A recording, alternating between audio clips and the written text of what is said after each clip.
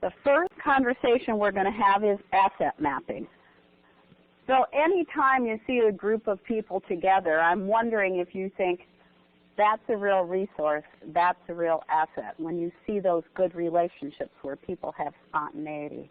I think after you begin to think about people and good relationships as assets, you begin to get an idea of the kind of networking that can help you move planning forward. I'd like you to look at page 2 of your workbook. This is a sample of an asset map. As you'll look, the asset map is divided into 3 pie pieces. One of them is skills and interests and gifts. The other are groups that we might be involved in. And the third are names of places, places that we go to in our lives. And if you look at this asset map, you'll see that the skills, interests, and gifts are anything you like to do for fun, you're good at, or you're interested in. And there are several examples listed under there. The name of the groups are the names of the groups and or organizations or associations that you are part of. So I wouldn't just put my work group, I would put the name of my work group. So for me, I'm a member of the Learning Community for Person-Centered Practices. So one of my groups is TLC PCP, because I have to abbreviate that. But I put the actual name of the group down. Another group I'm a member of is my Kernan family, and I would put the Kernans. And that encompasses at least 150 people in the Quad City area. We're a big Irish family. What can I say? The other are names of places.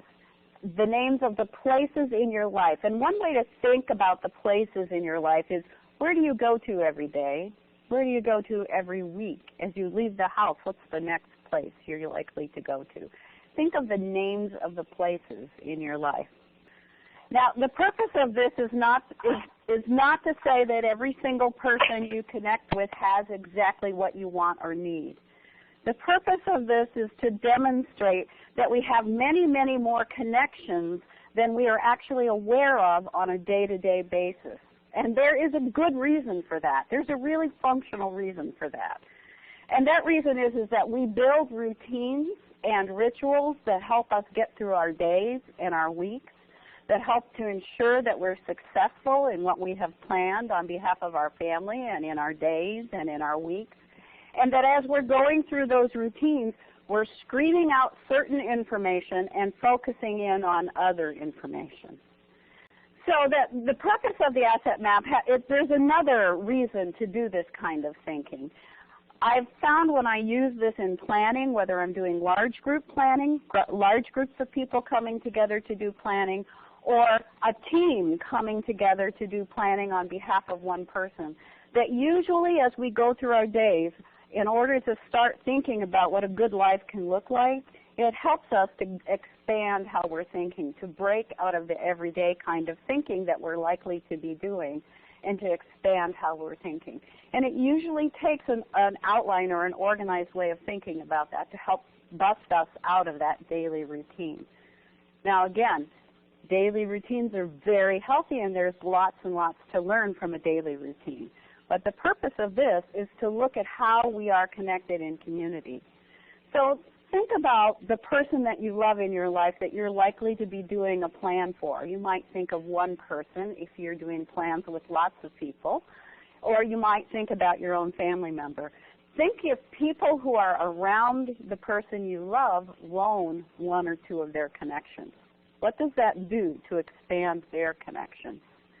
What does simply picking up a phone call and making a call do to strengthen a team?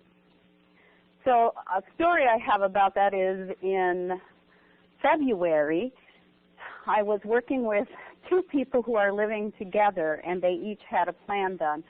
The people who were around them and they were kind of tired, and they were feeling as though the things they needed to do, they didn't have the resources to do.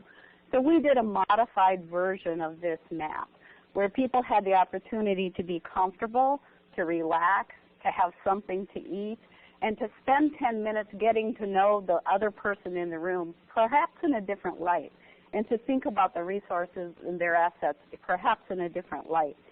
And that team of, and there were 6 people in the room, when they explored one organization that each one of them was part of, came up with close to 1,000 contacts in one organization. And what they realized, and what this does frequently, is it helps us to see that there are other places that we can look. There are other people we can include. So when people come through the room, and I see each of you coming in the room, and I'm thinking about assets, I have a tendency to do that a lot. I look at each of you and multiply you by 7. Because at minimum, I know there will be 7 people I can connect with through you on behalf of someone that will make a difference for the person that we're planning around. And you can do that too. Now think about it if you are a person who is developing jobs for everyone you know, like 20 people. What if you're developing jobs for 20 people? How soon do you think it will be before you begin to exhaust your connections? Pretty soon, right? But if each person comes with a team that is willing to share a few connections, to share a little bit of insight, and maybe ask the question, who do I know who might know something about, maybe we expand those, we almost always expand those connections and create more resources that are available to us right now, other than paid resources. Now, there are also paid resources, because we are in partnership with people who are paid to help ensure that life is good. But when it comes to looking for a job, not every professional person is going to be the person who's going to find the best match. Sometimes we have those connections right in our own lives. Or sometimes someone we know has those connections in our own lives. So to think about what are we asking for and what are we after and what exists right now that I can have access to. Now the other thing that this asset map exercise does is when it comes to looking at options, it gives us the opportunity to step back, take a very few minutes, and look at what we can pull together. Then, what if somebody who knows us well is looking at our assets with us and can ask us a few other questions? How many more assets would we come up with? How many more possibilities would we come up with? And in this one conversation, you're looking at what are some real strengths? How do we give back to our community via sharing our interests and gifts? How are we already engaged in our community? Can we strengthen any of those ties? Is there somebody there that we would like to get to know better, who knows things, who shares our interests? And what are our places? When we walk into places, are these places where we think they're friendly, where they're welcoming? Is there more opportunity for community through those places?